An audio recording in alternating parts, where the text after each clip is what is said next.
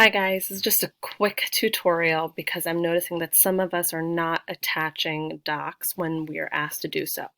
So when you have an assignment like today's assignment, Fairy Tale Writing Session 4, you're being asked to attach your Google Doc when you turn it in. So the way to do that is to view assignment, and then if you already started the Google Doc, if you go click on add or create, you can look in your Google Drive for the doc.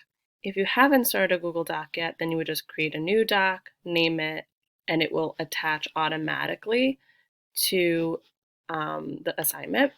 And then you need to mark as done.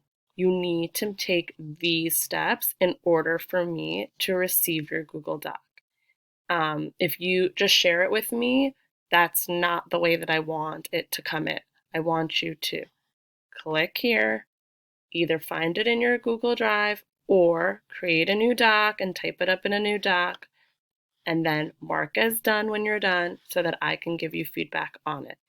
And please make sure that you are watching the entire YouTube video. It's an 11-minute lesson, and you should be trying out the ideas that I taught you in the lesson in your writing. All right, guys, bye.